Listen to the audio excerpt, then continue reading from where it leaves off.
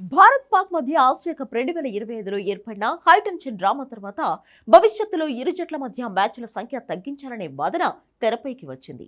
ఇరు దేశాల మధ్య నెలకొన్న రాజకీయ సంక్షోభాన్ని క్రీడల్లో కూడా చూపిస్తున్నారని ఇంకొందరు విమర్శలు చేస్తున్నారు.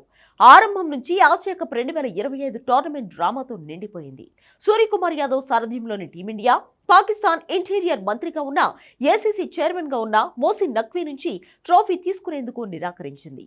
ఈ టోర్నమెంట్లో భారత్ పాక్ జట్లు 3 సార్లు ఎదుర్కొనగా అన్ని మ్యాచ్ల్లో భారతే విజయం సాధించింది. సెప్టెంబర్ 14న జరిగిన గ్రూప్ స్టేజ్ మ్యాచ్లో భారత్ ఆటగాళ్లు పాక్ జట్టుతో షేక్ హ్యాండ్ కు నిరాకరించారు.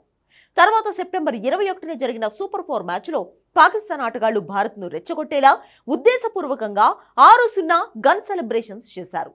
ఈ పరిణామాల నేపథ్యంలో ఇంగ్లాండ్ మాజీ కెప్టెన్ మైకెల్ అథర్టన్ భవిష్యత్తులో ఇరు జట్లు మ్యాచ్లను తగ్గించాలని ఐసీసీకి సలహా ఇచ్చాడు. అథర్టన్ సూచనపై బీసీసీఐ అధికారి ఒకరు స్పందించారు.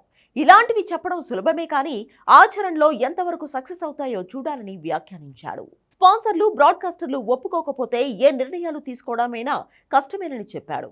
ప్రస్తుత రోజుల్లో ఏ పెద్ద జట్టైనా టోర్నమెంట్ నుంచి వెనక్కి తగ్గితే స్పాన్సర్లను ఆకర్షించడం చాలా కష్టమవుతుందన్నాడు. ఇదిలా ఉంటే సెప్టెంబర్ నెలాఖరును ఆసియా కప్ 2025 ముగిసినప్పటికీ ఇప్పటిదాకా ఛాంపియన్గా నిలిచిన టీమిండియాకు ఏసీసీ ట్రోఫీ అందించలేదు. ఆసియా కప్ 2025 ట్రోఫీ దుబాయ్లోని ఏసీసీ ప్రధాన కార్యాలయంలోనే ఉంది. పీసీబీ చీఫ్ నఖ్వీనే ఆసియా క్రికెట్ కౌన్సిల్ ప్రెసిడెంట్గా ఉండడంతో పెద్ద హైడ్రామా నడిచింది. ట్రోఫీ కావాలంటే దుబాయ్ వచ్చి తీసుకోవాలంటూ నఖ్వీ ఓవర్ యాక్షన్ చేయగా బీసీసీఐ కూడా గట్టి కౌంటర్ ఇచ్చింది.